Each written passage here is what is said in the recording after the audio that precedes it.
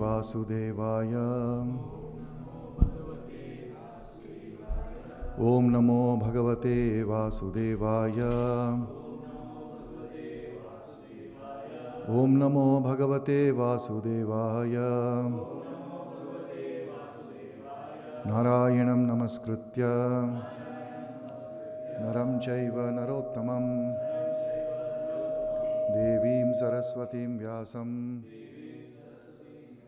ततो जयमुदीरयेत्। नष्टप्रायेष्वभद्रेषु नित्यं भागवत सेवया Bhagwati उत्तमश्लोके भक्तिर्भवति नैष्ठिकी। Reading from Srimad Bhagavatam, Canto 1, Chapter 10, Text 29. Ya virya shulkena hritaha swayamvare. Ya virya shulkena hrita swayamvare.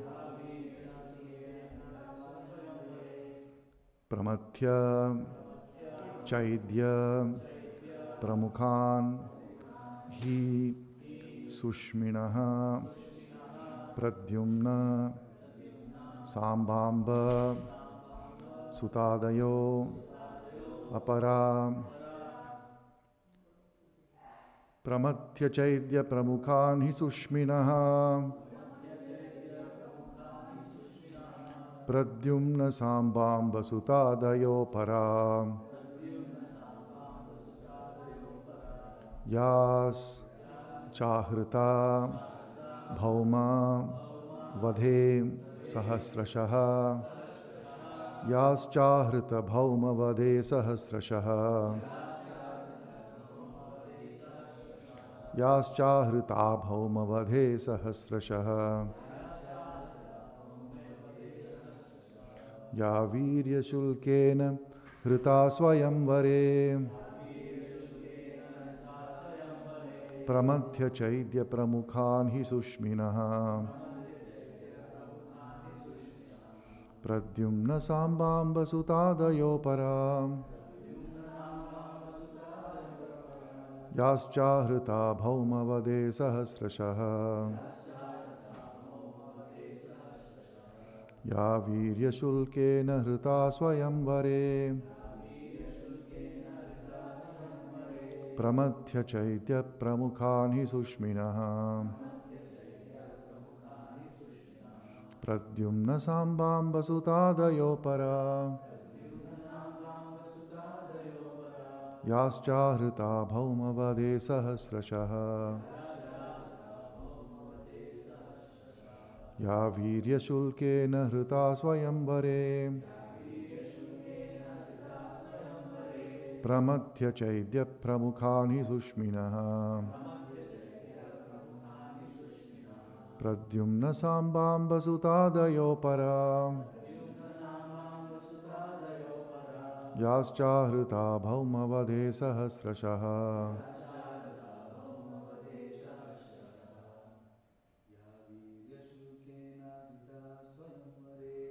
Ya virya shulkena hrita swayamvare. Pramatya chaidya pramukhan hi sushminaha. Pradyumna sambhamba sutadayo para. Yascha hrita bhauma vade sahasrashaha.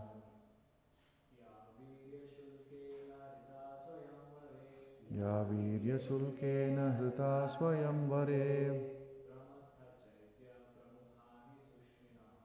Pramatya chaidya pramukhan hi sushminaha. Pradyumna sambhamba sutadayo para. Yascha hrita bhauma vade sahasrashaha.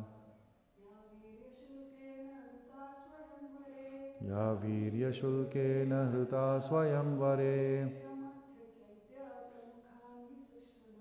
Pramatya chaidya pramukhan hi sushminaha. Pradyumna Sambamba Sutadayo Para Yascha Hruta Bhaumavade Sahasrashaha Ya Virya Sulkena Hruta Swayamvare Pramatya Chaidya Pramukhani Sushminaha Pradyumna Sambamba Sutadayo Para Yascha Hruta Bhaumavade Sahasrashaha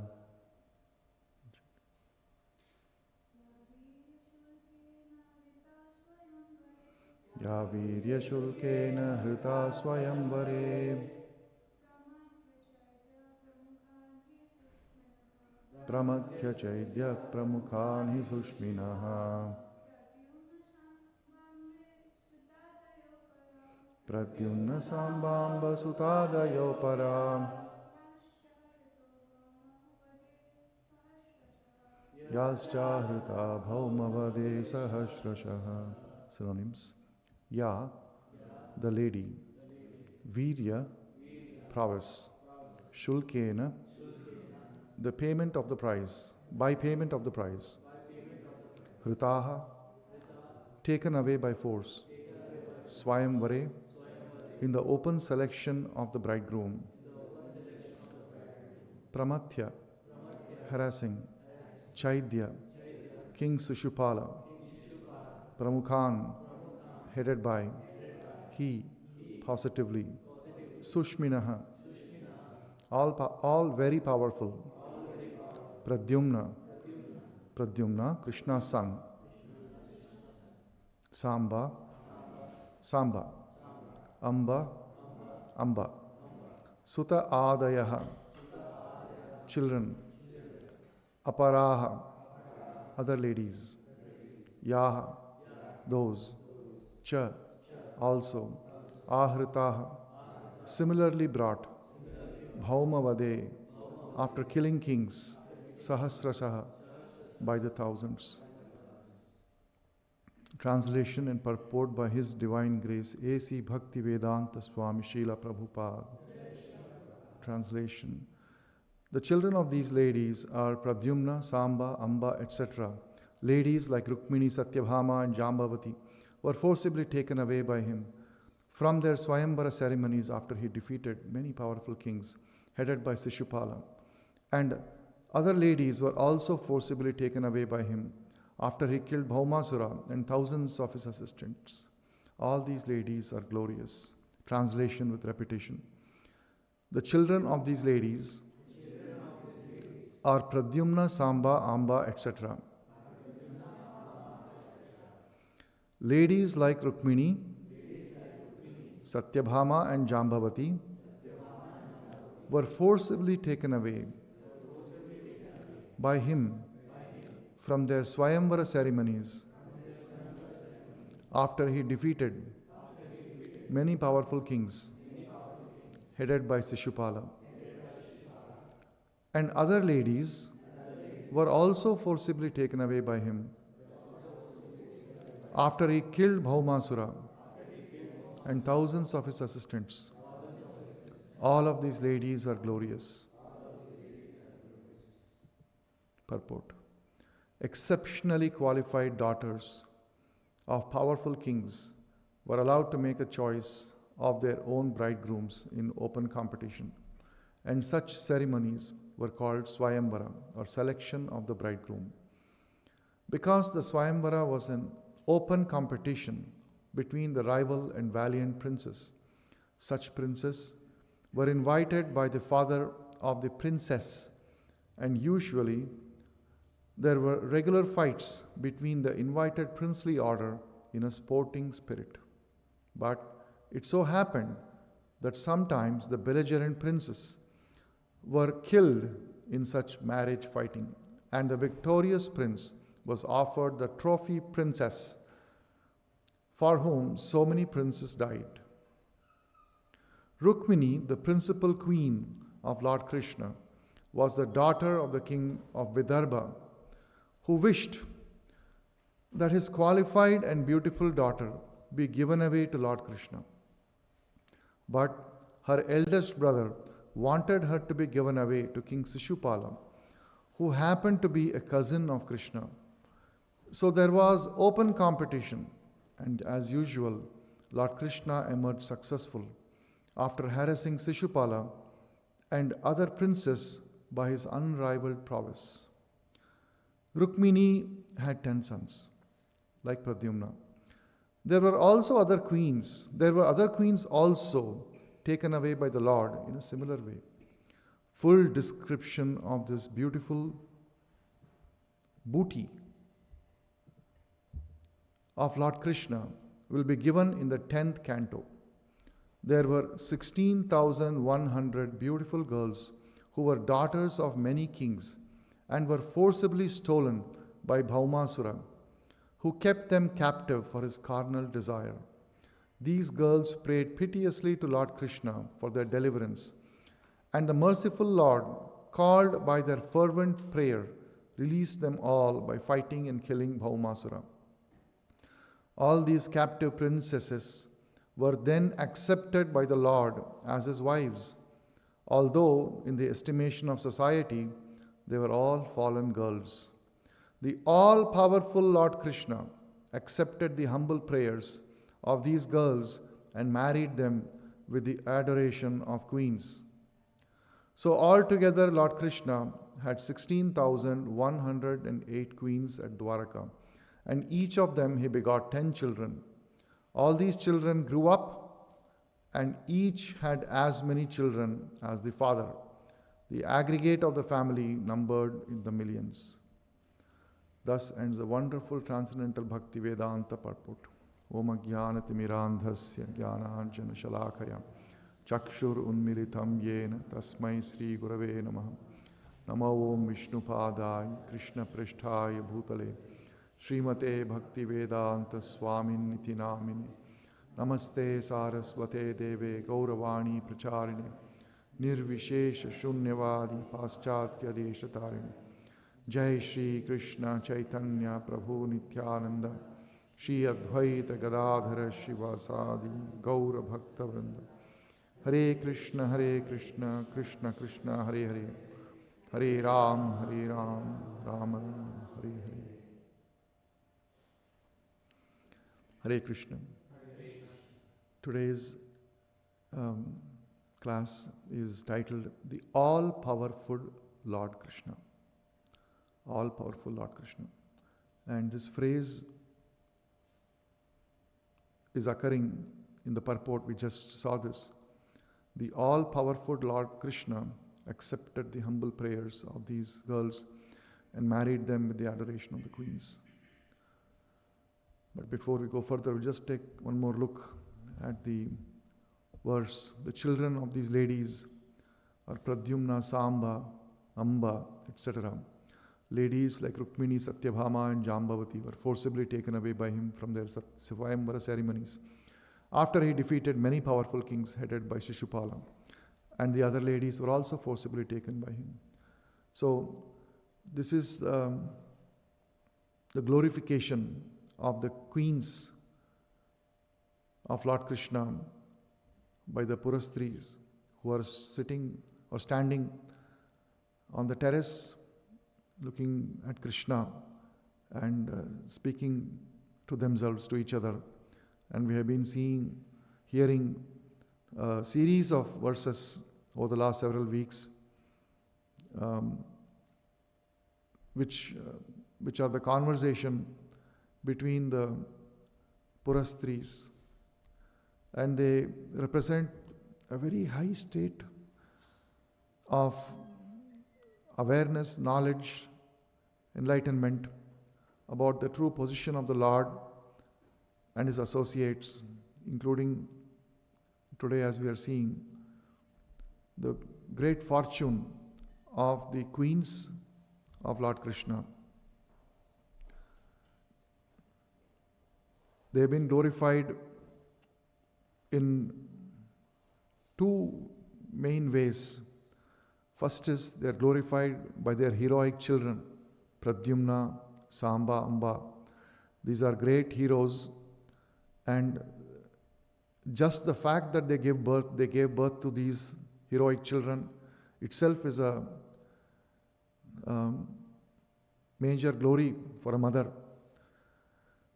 But more than that, Krishna went to the extent of putting himself at risk and fighting with so many soldiers to win them in Swayamvara battle.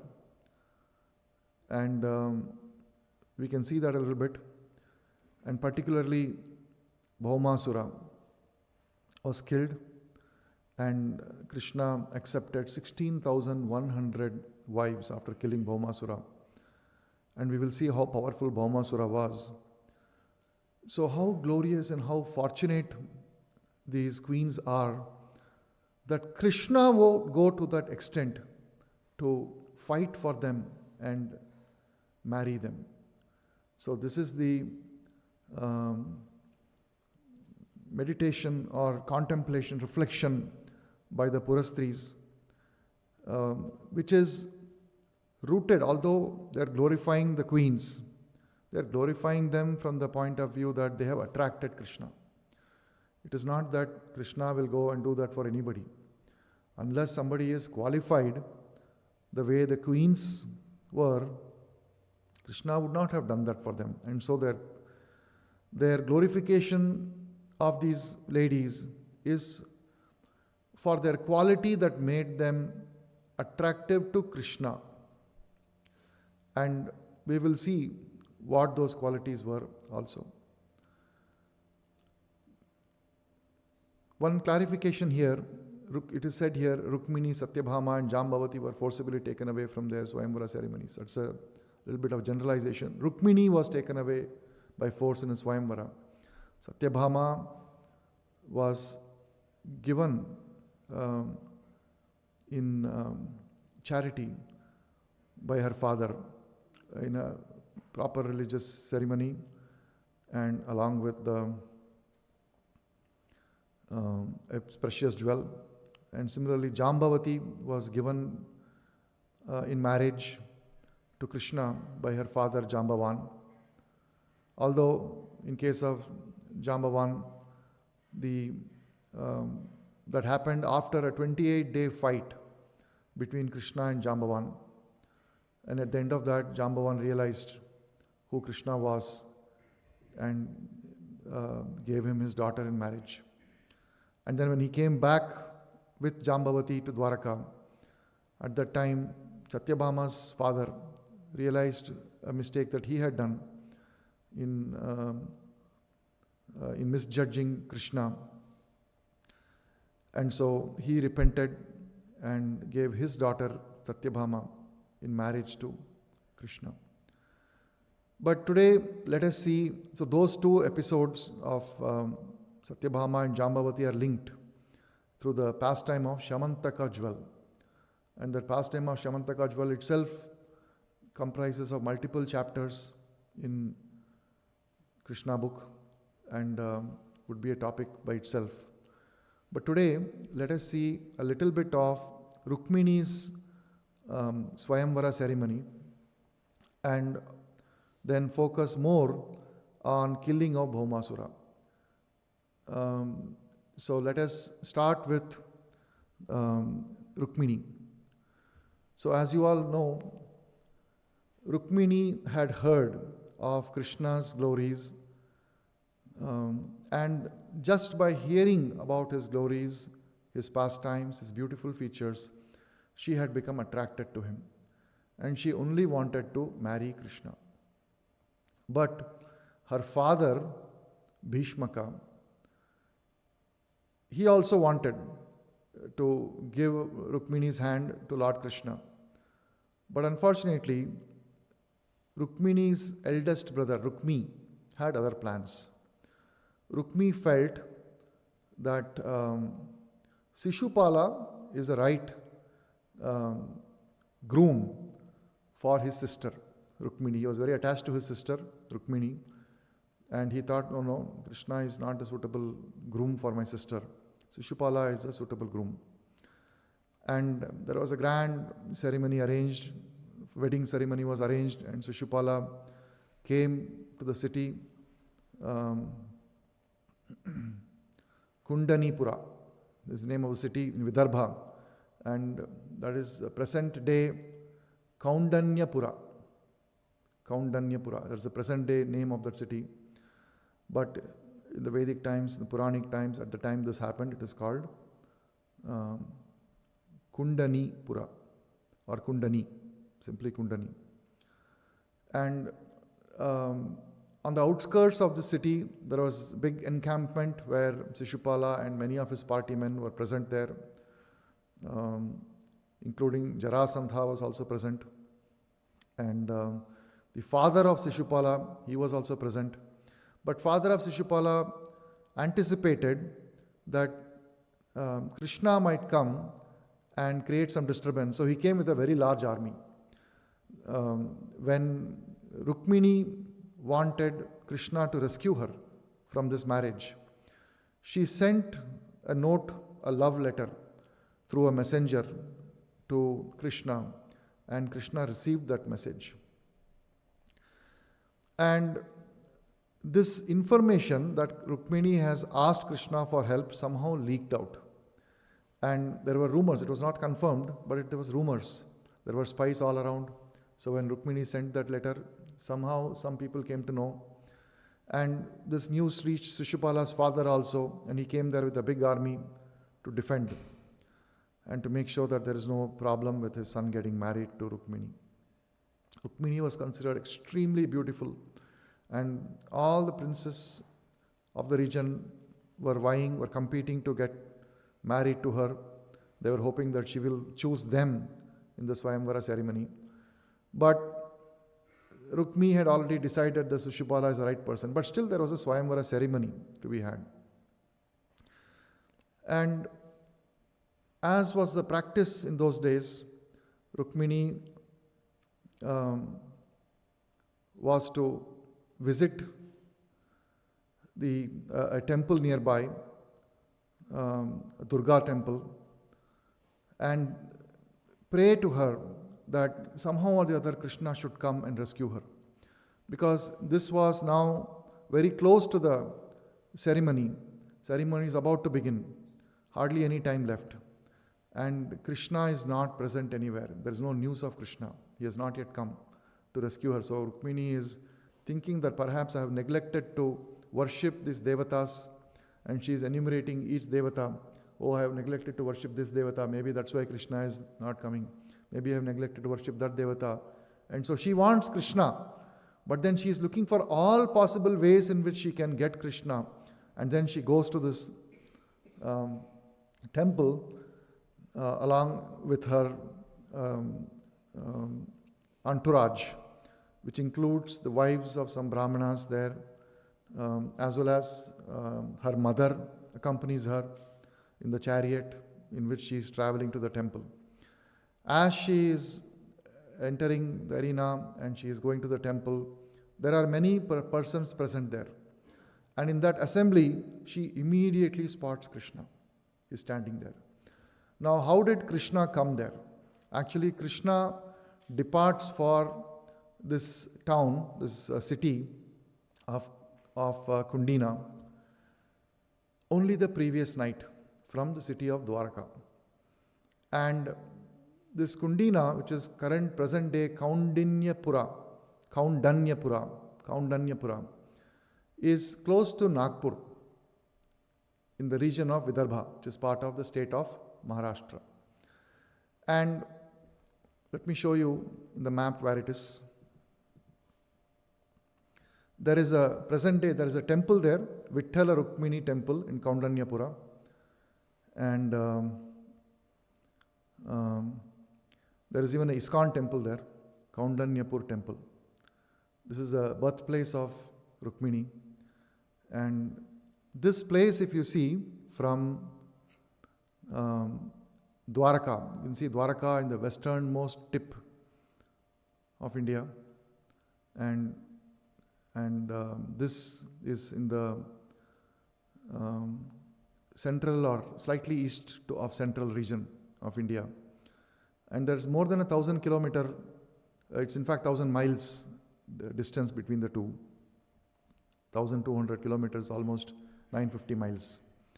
And if you put Google Maps, 23 hours by car. And this is by major expressways that have been created now. So there are a lot of expressways between these two places, not all the way through, but a lot of expressways are there.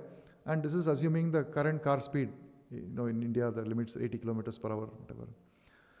So, using the most modern vehicles, it would be a one-day journey, complete, without stops. This does not assume any bathroom breaks or anything like that, right? Complete, no non-stop travel, no breakfast, lunch, dinner, nothing. And any normal person, if they were to travel 24 hours, there will be at least 6 or 7 stops, including even an overnight stay somewhere in between. They can't even be like this.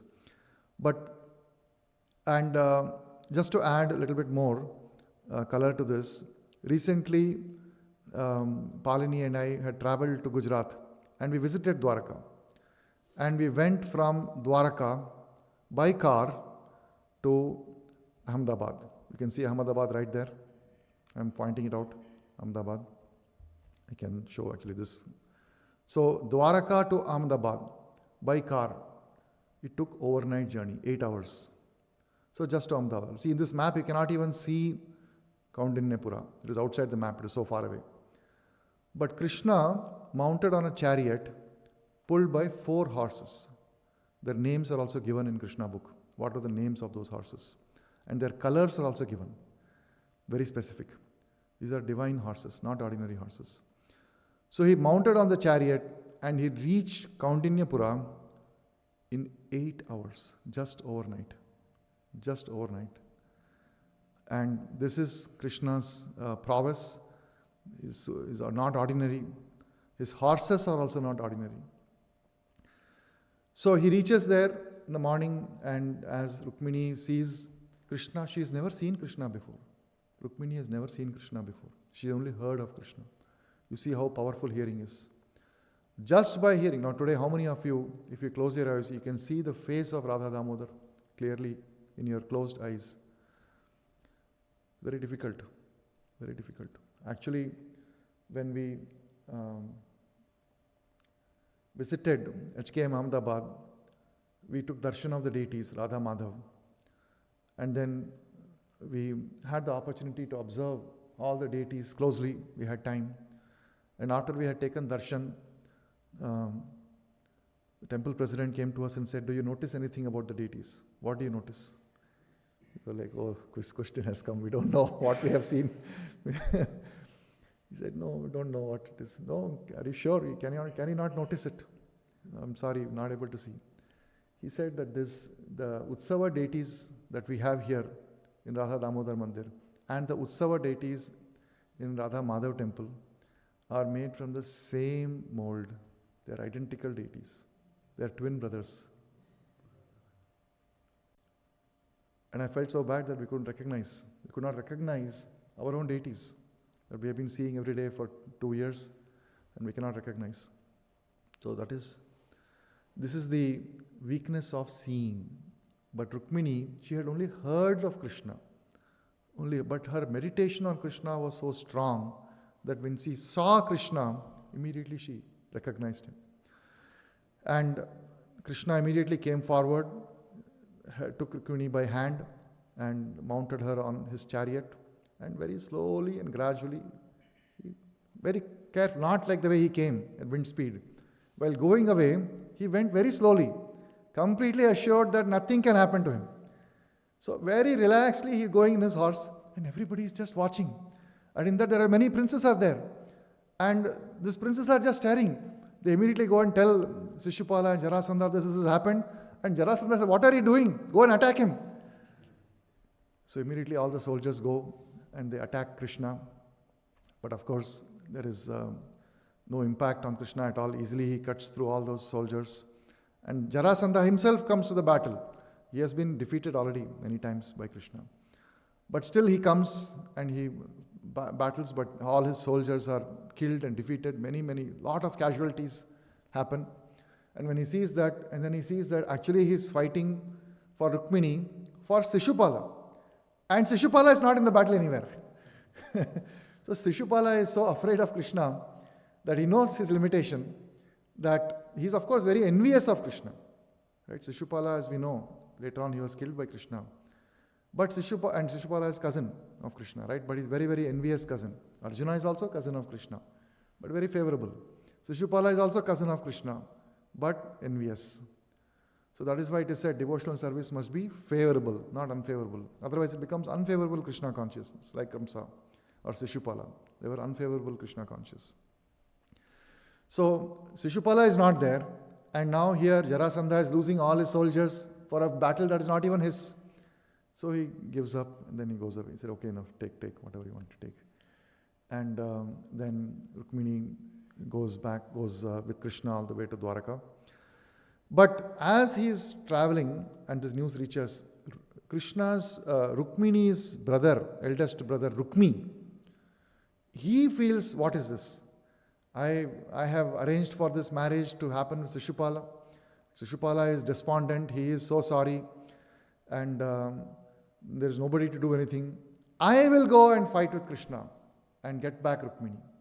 So he makes a promise to Shishupala and all the princes who are assembled there. If I don't defeat Krishna and bring back Rukmini, I am not coming back to this palace. Take my word for it. And then everybody's, oh, such chivalry, such valor. Okay, go ahead. And then he goes on his chariot and with the army himself. And he challenges Krishna by shooting arrows at him. And once when Krishna is attacked by the arrows, he doesn't mind, he just keeps going. He doesn't even respond. Then again, second time, Rukmi again shoots arrows, again he doesn't respond. Then third time, again he shoots arrows at Krishna, and this time he stops. And then Krishna demolishes his chariot, his flag, and in various ways he tries to discourage him. But Rukmi is not discouraged. He continues to attack Krishna. So now Krishna has to teach him a lesson. And now he takes his Sudarshana Chakra and is about to kill him. So as he is about to kill him, Rukmini pleads with him. She is attached to her brother and she says, look, please forgive him. He has no idea what he is doing. But on this day when you are marrying me, I don't want my brother to be killed. It won't be very nice. Can you please forgive him in some way? Don't kill him. So Krishna says, okay, but he has to be punished. So he cuts off his hair partly. So here and there he gives him a random haircut like that. And cuts off part of his mustache here, a little bit here, part of beard like that, he cuts it off. And he's allowed to live. Now, one thing that I didn't mention was that as the news of Krishna going to this city of Kundina reaches Balarama, he anticipates that there will be fighting from other sides. So Balarama takes his army and comes to Kundina as well. And as Krishna and Rukmini are mounted on a chariot and they are going, he also participates in fighting and kills many of the soldiers, of the demoniac soldiers who are attacking Krishna. And later, as Rukmi attacks Krishna and Krishna cuts off his hair and allows him to live, Balarama arrives there. And then now he has to see the situation. On one hand, Rukmi has attacked Krishna and he must be punished. On the other hand, there is a newly married bride who has come to the family, and that bride's own brother is a defeated person. So Balarama, like an elder person in the family, he comes and pacifies both. First of all, he chastises Krishna. Arey, what have you done here? The day of your marriage, they are trying to kill her brother. What kind of a person are you? You should have forgiven him. Why are you doing like this? But on the same token, she also gives advice to Rukmini that look, you should not be so attached to your brother. In Kshatriya spirit, such fighting is normal. And sometimes people die also. This is normal. You should not be so attached. So in this way, he gives advice to both, and he pacifies and brings about harmony in the marriage. And unfortunately now, Rukmi has a problem. First of all, he has been humiliated. In Kshatriya tradition, cutting off hair like that partly here and there is equal to killing that person. But on the other hand, he has already made a promise that he won't go back to his kingdom. So he finds a nearby village and he spends rest of his life in that village. He cannot go back. Cannot go back to his city. So he rules, he doesn't rule anything, he just stays. There is no news of what happened after that, whether he rules or what he does, but he lives in that city afterwards. So this is the pastime of Krishna and Rukmini, and it tells us about the power of hearing and how a person can please Krishna simply by hearing. Rukmini's state of ecstatic love for Krishna was attained simply by hearing about Krishna. She spotted Krishna in the crowd, she had no difficulty, and Krishna fought with all these asuras, including Jarasandha, very powerful king, and all these demoniac princes and their armies were defeated, which is one of the reasons why Krishna has come to the earth 5,000 years back, is to reduce the burden of the earth, not because of the population, but because of the demoniac nature of the people. So in this way, he assembled all these demoniac kings in Rukmini Swayamvara and he killed all of them. Now, let us proceed to the next part, which is the killing of Bhaumasura. And this is such a wonderful narration that I'm going to actually read some of it from Krishna book.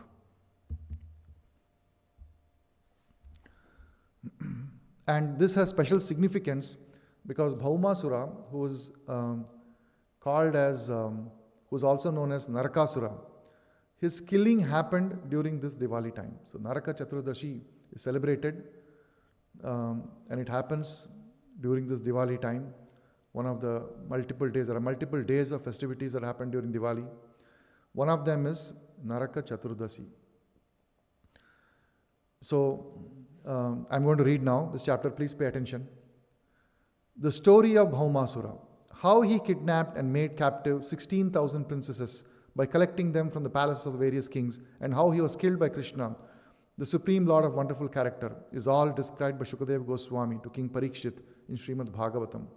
Generally, the demons are always against the demigods. This demon, Bhaumasura, having become very powerful, took by force the umbrella from the throne of the demigod Varuna.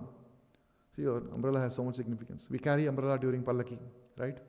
So there is Pallaki being carried, and above that there is an umbrella, right? The Pallaki team knows there is, and only the strongest person can carry that umbrella, right? We know in the Pallaki team sometimes there are some persons who are stronger than others. The umbrella is quite heavy.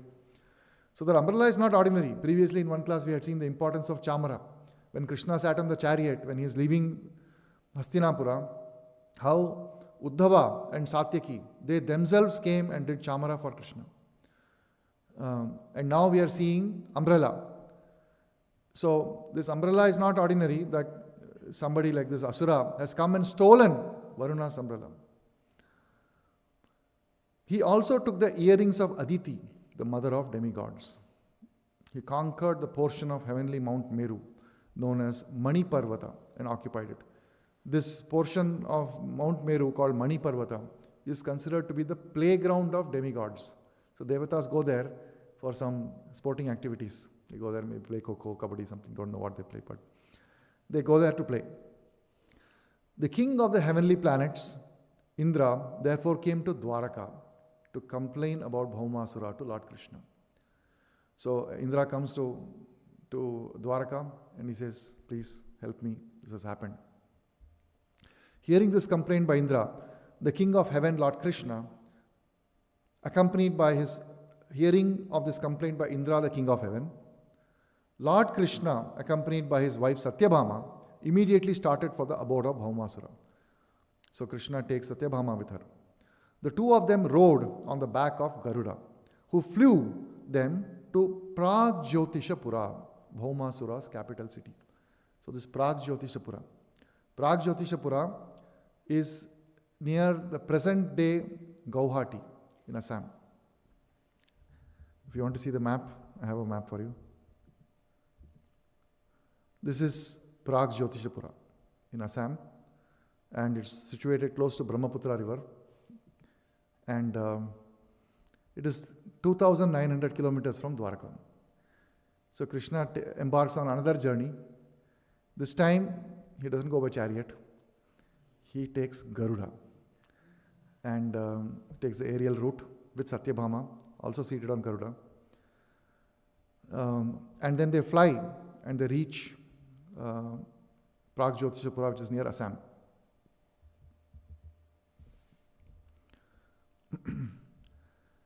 This is Bhaumasura's capital city. To enter the city of Pragjyotishapura was not a very easy task because it was very well fortified. First of all, there were 4 strongholds guarding the 4 directions of the city, which was well protected on all sides by formidable military strength. The next boundary was a water canal all around the city. And in addition, the whole city was surrounded by electric wires. Imagine, electric wires surrounding the city. The next fortification was Anila, a gaseous substance, chemical warfare. After this, there was a network of barbed wire construction by a demon of the name Mura. The city appeared well protected, even in terms of today's scientific advancements. When Krishna arrived, he broke all the strongholds to pieces by the strokes of his club and scattered the military strength here and there by constant onslaught of his arrows. With his celebrated Sudarshana Chakra, he counteracted the electrified boundary, annihilated the canals of water and the gaseous boundary, and cut to pieces the electrified network fabricated by the demon Mura. So Sudarshana Chakra could also counteract the gaseous boundary. By the vibration of his conch shell, he broke the hearts of the great fighters and also broke the fighting machines that were there. So there were fighting machines. There were machines were present, like robotic machines were present there. And just by his conch shell, he broke the machine. He didn't even have to put his arrow. Now, there is a mention in Bhagavad Gita, what happens when he blows his conch shell. Anyone remembers? In the first chapter. Yes, Dinesh Prabhu.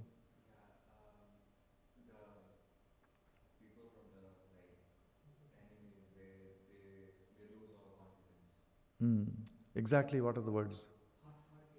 Hearts are shattered. And see here what happens. In conch shell, he broke the hearts of great fighters. And hearts were shattered. Similar. Hridayani vidarayat. So, conch shell of Krishna is very powerful. On one hand, when he touches Dhruva Maharaj with his conch shell, his senses become enlivened and he's able to offer wonderful prayers.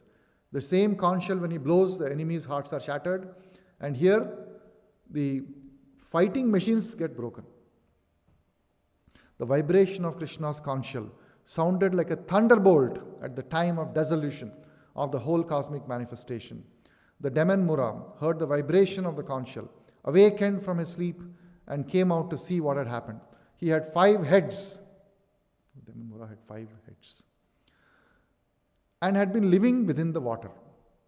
The Mura demon was as brilliant as the sun at the time of dissolution of the cosmos. And his temper was like blazing fire. The effulgence of his body was so dazzling that he was difficult to see with open eyes. When he came out, he first took out his trident and rushed the Supreme Personality of Godhead. The demon Mura, in his onslaught, was a big snake attacking Garuda. His angry mood was very severe, and he appeared ready to devour the 3 worlds. First of all, he attacked the carrier of Krishna, Garuda, by whirling and then throwing his trident like this. And through his 5 mouths, he vibrated sounds like the roaring of a lion. These roaring vibrations spread all over the atmosphere until they extended all over the world and into the outer space, up and down in 10 directions, rumbling throughout the entire universe. Lord Krishna saw that the trident of Mura demon was rushing towards his carrier Garuda. Immediately, by a trick of his hand, he took 2 arrows and threw them towards the trident, causing it to cut to pieces. So 2 arrows goes and strikes the trident. Imagine, like just 1 arrow itself, it's a flying missile. And you're attacking a flying missile. So much of scientific advancement was required today to do all of that interception of missiles. And here it is not just 1 interceptor, 2 interceptors hitting the same arrow or trident and cutting it into pieces. Simultaneously, using many arrows, he pierced the mouths of the demon Mura. When Mura demon saw himself outmaneuvered by Supreme Personality of Godhead, he immediately began to strike the Lord in great anger with his club. But Lord Krishna, with his own club, broke the club of Mura to pieces before it could reach him. The demon, bereft of his weapon, decided to attack Krishna with his strong arms, but Krishna, with the aid of his Sudarshana Chakra, immediately separated the demon's 5 heads from his body. The demon then fell into water, just as the peak of a mountain falls into the ocean after being struck by the thunderbolt of Indra. This demon Mura had 7 sons named Tamra, Antariksha, Shravana, Vibhavashu, Vasu, Nabhaswan, and Aruna. All of them became puffed up and vengeful because of the death of their father. And to retaliate, they prepared in great anger to fight with Krishna. They equipped themselves with necessary weapons and situated Pitha, another demon, to act as a commander in the battle. By the order of Bhaumasura, all of them combinedly attacked Krishna. When they came before Lord Krishna, they began to shower him with many kinds of weapons like swords, clubs, lances, arrows, and tridents. But they did not know the strength of the Supreme Personality of Godhead is unlimited and invincible. In Bhagavatam, this verse, Krishna is referred to as Ajita. So all-powerful Lord Krishna, today's class theme, is described as Ajita, and these demons had no idea about that. Krishna then threw his weapons, and Bhaumasura's commander-in-chief Pitha, along with his assistants, fell down, their military dress cut off, and their heads, arms, legs, arms, and thighs severed. All of them were sent to Superintendent of Death, Yamaraja. No liberation for these. Usually when Krishna kills some demons, they get liberated. But for these demons, Superintendent of Death, Yamaraja. Bhaumasura, who was also known as Narakasura, happened to be the son of earth personified. When he saw that all his soldiers, commanders, and fighters had been killed on the battlefield by the strokes of the weapons of personality of Godhead, he became exceedingly angry at the Lord. He then came out of the city with a great number of elephants who had all been born and brought up on the seashore. In Bhagavatam, the term used for this is these elephants came from Payodadhi, or milk ocean. But in Krishna book, it is mentioned as born and brought up on the seashore. All of them were highly intoxicated. When they came out, they saw that Lord Krishna and his wife were beautifully situated, high in the outer space, just like a blackish cloud about the sun, glittering with the light of electricity. So there is this glittering sight of Krishna and Satyabhama on Garuda. Or they are in the sky and they're fighting from the sky. So Krishna is not even descended. From sky only he is doing all battle, air warfare.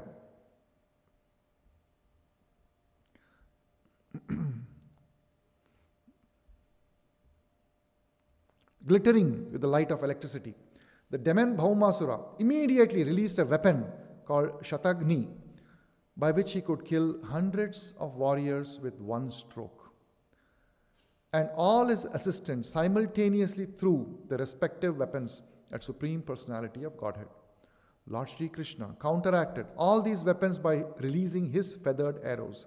The result of this fight was that all the soldiers and commanders of Bhaumasura fell to the ground, their arms, legs, and heads separated from their trunks. And all their horses and elephants also fell with them. In this way, all the weapons released by Bhaumasura were cut to pieces by the Lord's arrows. The Lord was fighting on the back of Garuda, who was helping him by striking the horses and elephants with his wings and scratching their heads with his nails and sharp beak. So, although Krishna was on Garuda and he was high like that, as Bhaumasura came and saw, he was shining like the sun. But, or rather, the exact analogy given is, it is like a cloud with lightning in between. So when there's a cloud and there's sudden lightning, you can see it is stunning, right? So Krishna and Satyabhama were looking like that. And while Krishna is throwing his weapons at all these soldiers, but once in a while his Garuda comes and swoops down like that and hurts these elephants. So you can imagine the scene. The Garuda is coming down, swooping and hurting the elephants and going back up. These are mad elephants. They're coming with great force. And these elephants cannot feel the pain of the scratching and the hurting by Garuda. Bhaumasura, but Bhaumasura alone remained, the Lord was fighting on the back of Garuda, who was helping him by striking the horses and elephants with his wings and scratching their heads with his nails and sharp beak. The elephants, feeling much pain from Garuda's attack on them, all dispersed from the battlefield. Bhaumasura alone remained on the battlefield, and he engaged himself in fighting with Krishna. He saw that Krishna's carrier Garuda had caused great disturbance to his soldiers, an elephant, and in great anger he struck Garuda with all his strength, which defied the strength of a thunderbolt. Now remember, Bhaumasura has already defeated Indra and Varuna. Bhaumasura is so strong that he could simply go and take the umbrella from Varuna's throne. He could not do anything. And Indra, he took Indra's mother. He stole her earring. And just imagine how much disdain he had for these devatas. And Indra could not do anything. He had to run to Krishna for help. Now, this Bhaumasura, who is so powerful, strikes with his full force at Garuda. So what will happen to Garuda? Let's see. Fortunately, Garuda was not an ordinary bird. And he felt the strokes given by Bhaumasura, just as a great elephant feels the impact of a garland of flowers. This is Garuda's position. Bhaumasura thus came to see that none of his tricks would act upon Krishna, and he became aware that his attempts to kill Krishna would be frustrated. Yet, he tried for the last time, taking a trident in his hand to strike him. Krishna was so dexterous that before Bhaumasura could throw his trident, his head was cut off by the sharp Sudarshana Chakra. His head, illuminated by earrings and helmet, fell down on the battlefield. On the occasion of Bhaumasura's being killed by Lord Krishna, all the demon's relatives screamed in disappointment, and the saintly persons glorified the chivalrous activities of the Lord. Taking this opportunity, the denizens of heavenly planets showered flowers on the Lord. So thus Bhaumasura was killed by Krishna. At this time, the earth personified appears before Lord Krishna and greeted him with a Vaijayanti flower garland. She returned the dazzling earrings of Aditi, bedecked with jewels and gold. She also returned the umbrella of Varuna, along with a valuable jewel, which she presented to Krishna. After this, the earth personified offered her prayers to Krishna, the Supreme Personality and the Master of the world, who is always worshipped by exalted demigods.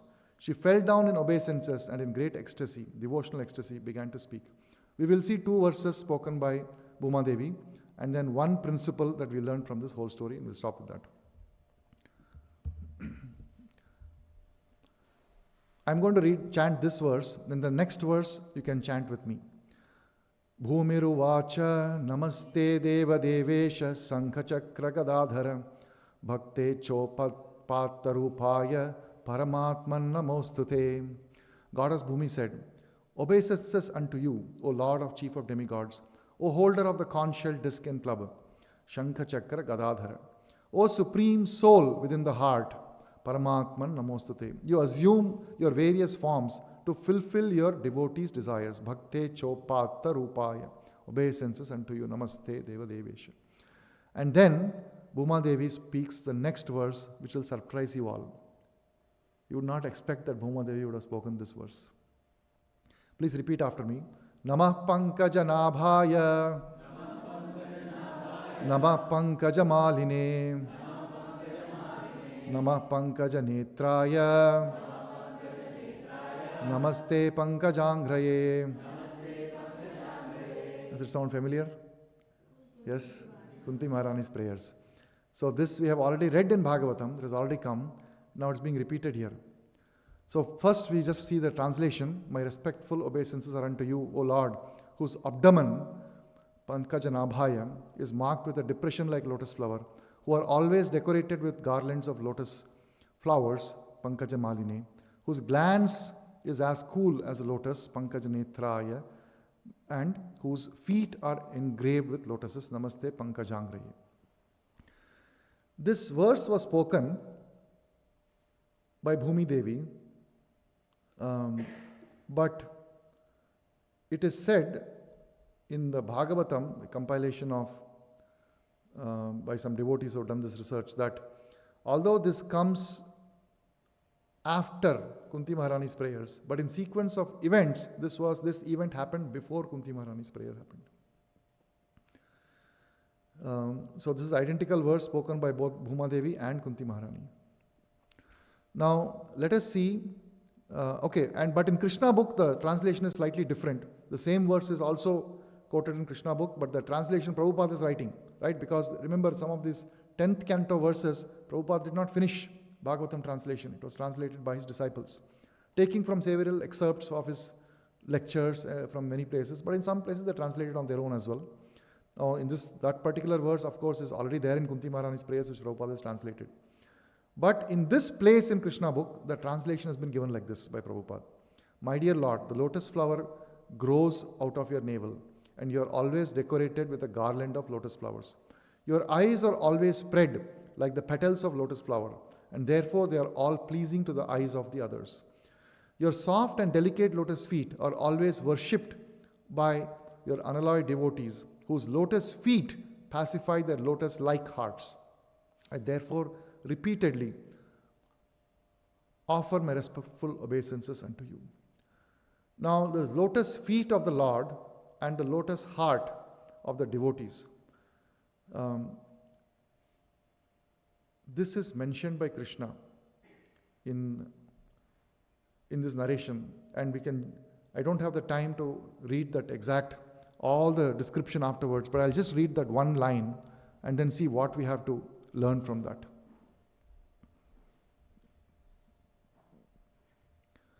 So after the prayers, Bhuma Devi, she presents the son of Narakasura to say, please give him your benedictions, and Krishna gives him benedictions, and then he enters the palace where, let us read this part. He then entered the palace of Bhaumasura, which was equipped with all kinds of opulences. In the palace of Bhaumasura, Lord Krishna saw 16,100 young princes who had been kidnapped and held captive there. When the princes saw Supreme Personality of Godhead Krishna enter the palace, they immediately became captivated by the beauty of the Lord and prayed for his causeless mercy. Now, please pay attention here. Within their minds, they decided to accept Lord Krishna as their husband without hesitation. Each one of them prayed to Providence that Krishna might become her husband. Sincerely and seriously, they offered their hearts to the lotus feet of Krishna. So they offered their hearts. Remember, the hearts of pure devotees are like lotus, are also compared to lotus-like hearts. And the feet of Krishna is also compared to lotus feet. So they offered their hearts to the lotus feet of Krishna with an unalloyed devotional attitude. As the super soul in everyone's heart, Krishna could understand their uncontaminated desire, and he agreed to accept them as his wives. Thus he arranged for suitable garments and ornaments for them, and each of them, seated on a palanquin, was dispatched to Dwarka city. Krishna also collected wealth from the palace, a treasure of chariots, horses, jewels, and so on. So after this incident, Lord Krishna and Satyabhama entered Amravati, the capital city of the heavenly planets, and there is another pastime after that, where the pastime of taking the Parijata plant, so we will not go into that. But the important part here is how the glories of these ladies lies in their sincerity and seriousness. So if you look at the qualities that the Purastri are glorifying, here are the qualities from that one sentence in the story. If you were to read, they were sincere, they were serious, they were offering their hearts to the lotus feet of Krishna, and they had unalloyed devotional attitude. And underlying all of this was their uncontaminated desire to get Krishna as their husband. So if we want to aspire to get Krishna in our lives, then these 5 principles can be attempted to be practiced in our lives. First is, we have to be sincere in our desire, not that we are making a show of it for the sake of social prestige or something like that. Second is that we have to be serious about it, not that we do as a part-time activity. This has to be the primary target of our life. Otherwise, it is not possible. Third, offering of the hearts to the lotus feet of Krishna. From our heart, we should not desire anything else. Our heart should be completely dedicated to the lotus feet of Krishna. And the fourth is unalloyed devotional attitude. And the fifth is uncontaminated desire. No desire for knowledge, gain of getting some kind of a speculative knowledge or any other kind of yogic mystic perfections or anything like that. Of course, we don't have any such aspiration also for those things, but we certainly have a lot of material desires. So uncontaminated desire means not contaminated with material desires. So this is the state that these queens had. It's very difficult for us ordinary people, conditioned souls, to achieve that. We have to follow the process of Vidhi Bhakti, chanting with Hare Krishna, Krishna Krishna, Hare Hare, Hare Ram, Ram Ram, Hare Hare. This process takes away the contamination within our hearts so that we may offer our hearts. Currently our hearts are offered to sense gratification. And it is full of these contaminations, anarthas. So if we have to get rid of this contamination and reach this state, first of all, we have to recognize that these, and Krishna book, Prabhupada says, they were all expansions of Lakshmi Devi. All these 16,100 princesses, they were expansions of Lakshmi. So we have to understand the position of the wives of Krishna. They are not ordinary. And then for us, we have to follow the process of Vidhi Bhakti by following the instructions given by our spiritual master. I'll stop here, see if you have any questions or comments.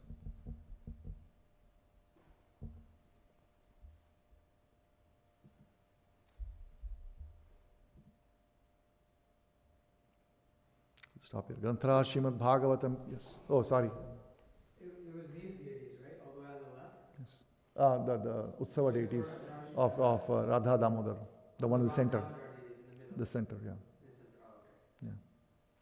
Thank you. Any other questions? Sorry, I didn't see your hand. That's okay. I was trying to hear, not see.